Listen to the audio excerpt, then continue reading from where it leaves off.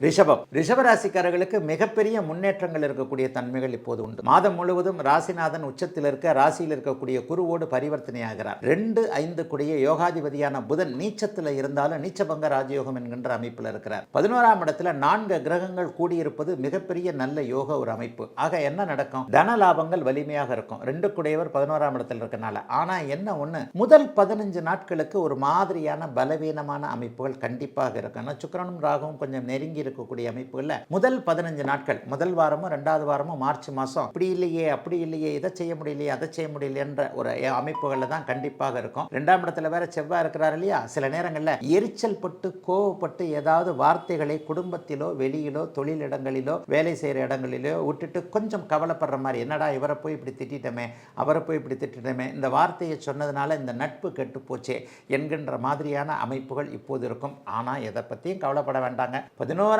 இடம் எப்பொழுது வலுவாக இருக்கிறதோ, 11ஆம் அதிபதி எப்போது நல்ல வலுவாக இருக்கிறார். 16ஆம் இடத்துல 4 கிரகத்துல 1 உச்ச கிரகம், 11ஆம் அதிபதி பரிவர்த்தனை அமைப்பு. இந்த அமைப்புகளை பார்த்தீர்களே ஆனால் வெற்றி உங்களுக்கு கிடைக்கக்கூடிய தன்மைகள் உண்டு. கடைசி நேரத்தில் உங்களுக்கு தான் சக்சஸ் கிடைக்கும். ஒரு போட்டியில் ஒன்று கலந்துக்கிறீங்க, ஒரு மாதிரியான ஒரு இன்டர்வியூக்கு போறீங்க, ஒரு அரசாங்க தேர்வுகள் அல்லது ஏதேனும் ஒரு நிலையில் ஒரு இன்டர்வியூ, ஒரு 50 பேர் வர்றாங்க ஒரு இதுக்கு, நீங்கள் தான் ஜெயிக்கக்கூடிய அமைப்புகள் கண்டிப்பாக இருக்கிறது.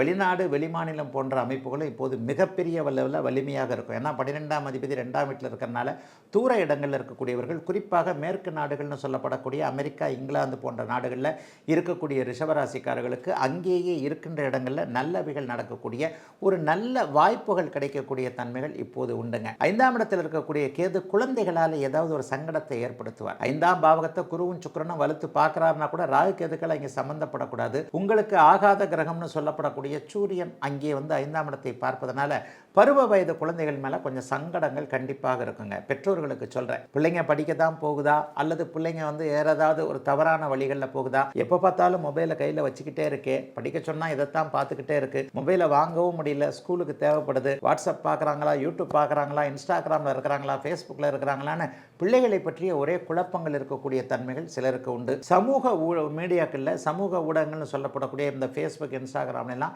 இளையவர்கள் ஜெயிக்கக்கூடிய அமைப்புகள் கண்டிப்பாக அமைந்திருக்கிறது.